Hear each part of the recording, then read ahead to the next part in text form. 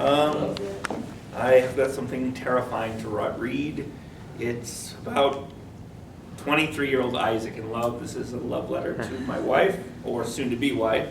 This was about 1999, and you'll get to see why the English department was such a good idea for me, because this is awful.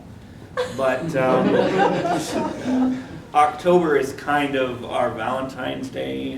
During our anniversary is in September. We were married September 3rd, but with school and getting things done, we could never really. So usually October we go to a hotel or go to fancy restaurants, because that's really where our time. So this is kind of our October's not scary for us. It's kind of our and it started when we lived in Humboldt County, because what's really scary is February in Humboldt County, because you got all the storms and all the rain. But sorry.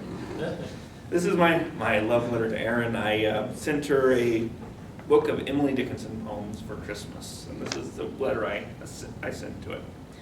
Dear Erin, I hope you like the book. Sorry I've been lazy and slow.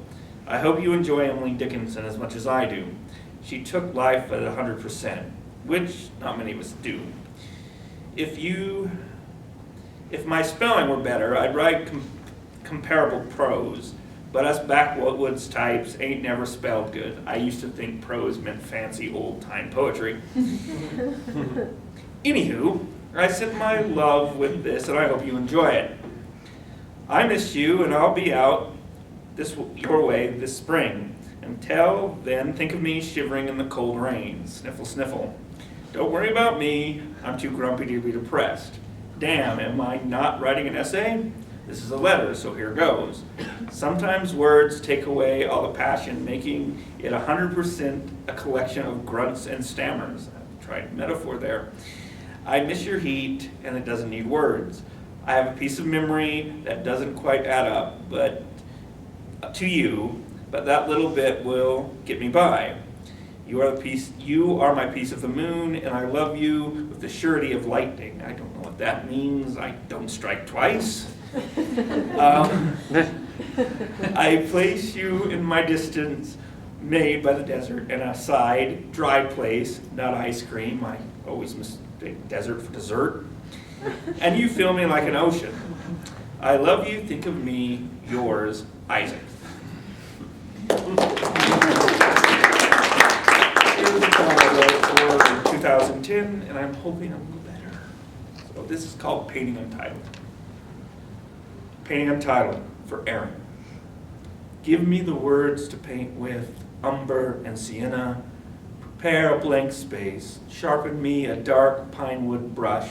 Let me, with deliberate strokes, sketch a lifetime. Fill the space with cerulean sky, dun grass, distances.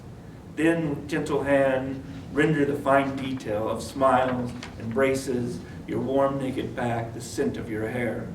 With broad blotter and palette knife, let me recreate a childhood, one with fathers and open summers without stairs. In strokes of vermilion, let me be fearless, for I will chase away all doubts. Let me paint over the cross-hatched grays with deep cobalt that salves your skin from the harsh tawny sun like deep water. And when all my brushes float in amber, when the easel's down and this work is within its frame, let these tired hands rest in yours.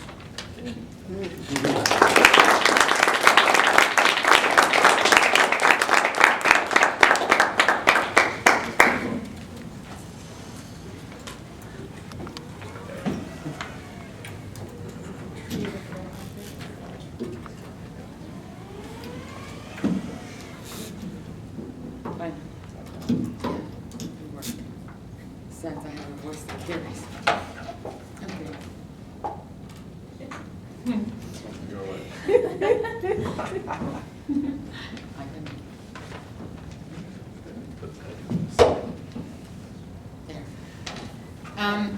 I'm just reading a short piece from a book I wrote a few years ago. It's a childhood memoir called For Crying Out Loud. And this is an early chapter called Being 3, because that's how old I was. Each day is an adventure when you're 3. Mama, Mary, and I walk by the canal, the one by the Presbyterian Church, collecting plants and rocks. Sometimes we claim clouds. Mary chose fat ones that looked like castles or giants, while I picked small animal-shaped ones. We made up stories or rhymes about them as we walked. "What kind of a bird makes that funny song, Mama?" Mary asked one day as we heard singing. "I'm not sure," said Mama. "You mean the yellow-spotted bird over there in that tree?" "Yes," said Mary. "I think that's the western meadowlark. It has a 5-note melody, with the middle sound being the loudest. Listen, it's like she's singing, 'Will you please get up?' Can you hear that?" "I can, Mama," I cried, and I sang, "Will you please get up?" as I skipped along. When we get home, we'll look up the western meadowlark up in our encyclopedia to see what it says. Then maybe you girls can draw and color a picture of her with your new colored pencils. You can even give her a name if you want. "I'm going to call mine Western Melody Lark because of her song," I cried. "My picture will be better than yours," yelled Mary as she raced to beat me home. After lunch, Mary and I rested with our books. Then Mary read for Mama and I colored or worked puzzles. I wanted to learn to read, and Mama promised to teach me when I was 4.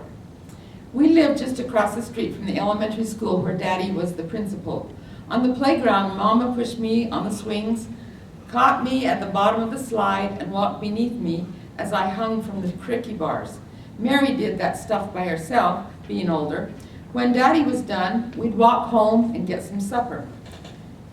Then Mama read to Mary and me. It was the best part of the day. Favorite books were Hats for Sale, Walter the Lazy Mouse, Grimm's Fairy Tales, and especially Dr. Seuss books. I also loved the story of Little Black Sambo, about a little boy from India who had to give all his clothes to the tigers. Fortunately, he got them back in the end when the tigers ran around the tree and became melted butter. Winter days were disappointing. Mama said it was too cold and windy to go outside, so Mary and I had to stay in. Those were days when Mama frowned and wouldn't talk to Mary, me, and especially Daddy. We kids played in the bedroom to stay out of her way. Mary loved paper dolls and could play with that junk all day. Not me. Once being bored, I peeked out at Mama. She was sitting in her chair crying and saying, "What did I do to deserve this?" On Mama's sad days, Daddy let me help cook supper and set the table. We fixed grilled cheese sandwiches and cold milk, which I loved. But Mama wouldn't eat. She just stared at me and Mary, wouldn't even talk. Mama started teaching 1st grade that fall and enrolled Mary into her class, even though Mary had just turned 5. Since I needed tending, I got to spend each school day at Grandma and Grandpa Blaine's house just up the street. Grandma had diabetes. I loved watching her pucker up her thigh and shoot it with insulin each morning. She stayed busy all day cooking on a coal stove, heating water for washing dishes, keeping the house clean, and doing handiwork whenever she sat down for a few minutes.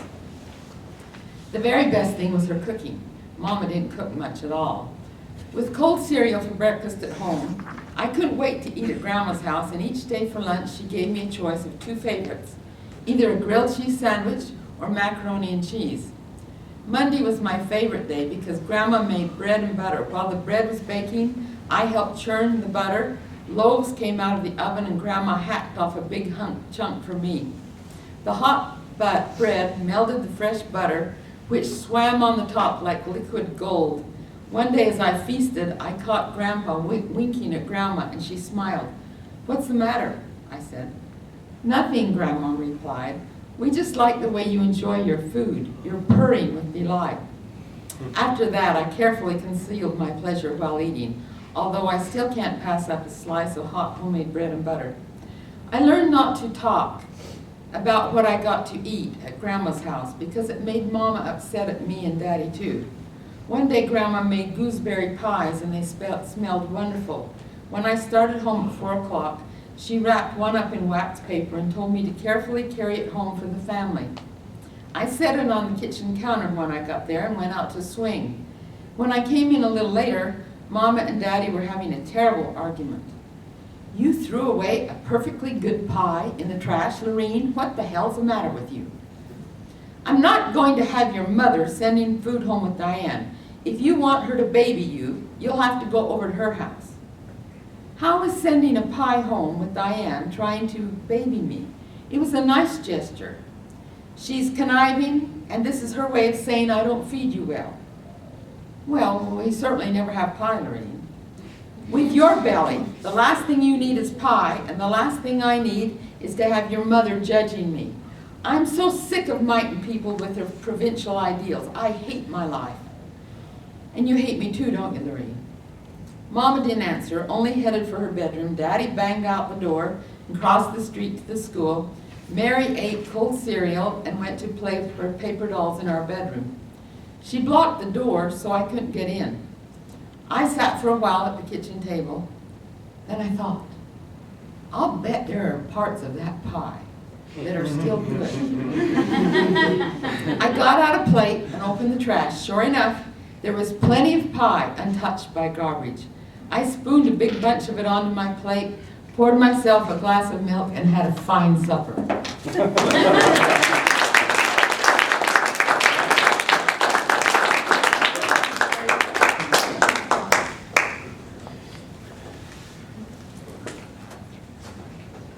Okay, well, I guess we just have one more person signing up for open mic. Anybody else? Okay, well, then I'll just take a minute to thank everybody for coming and thank our readers. Michael, Scott, and Amanda, thank you very much.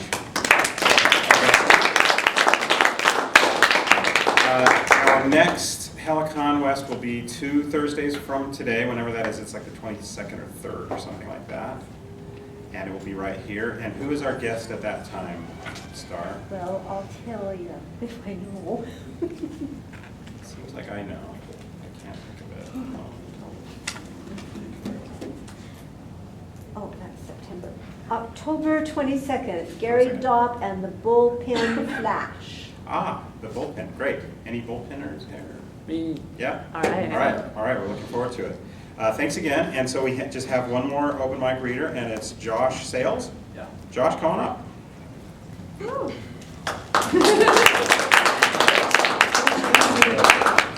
Thanks. I'm doing this because I'm not good at it yet. I have a long history of music, and I know that me being a 14-year-old singing Wonderwall and having a bigger community of better people helped me get better at it. So here's poetry, guys. It's called Red. Katie clawed at the beige shag carpet in her quaint bedroom where we made music. The room had watched over dozens of trash boys the week prior, exacerbated promiscuity. Orange bottles ignored, liquor bottles poured. Her bitten black nails broke on the shoebox of razors under her bed.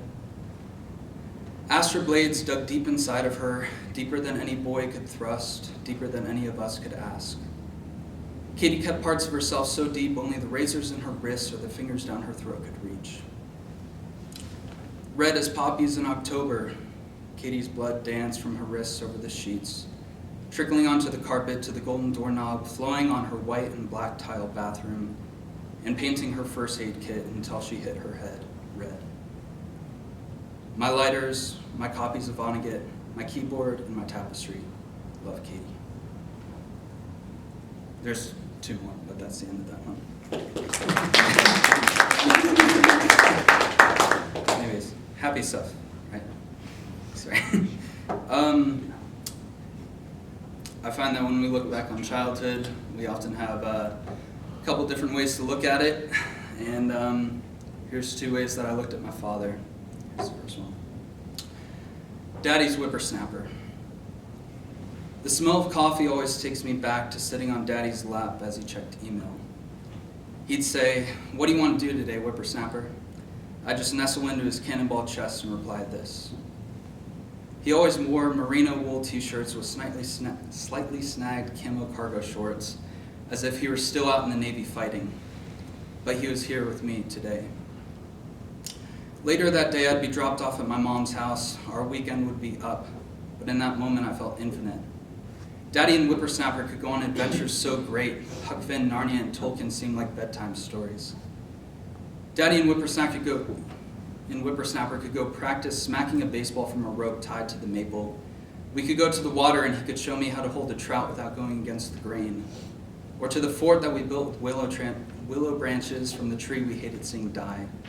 Or maybe Daddy could teach me how to kick a football way up high, even to the electrical line.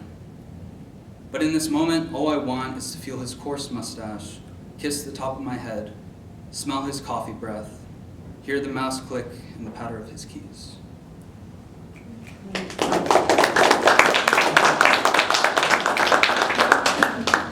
Okay, here's the last one. The second look at my father. My dad has a stone fireplace in a bungalow. The pop art and booze previously plastered on the bachelor pad are tucked away in his attic. His Ford replaced the BMW, and his newborn just replaced me. Since then, I am just a photograph on his limestone fireplace.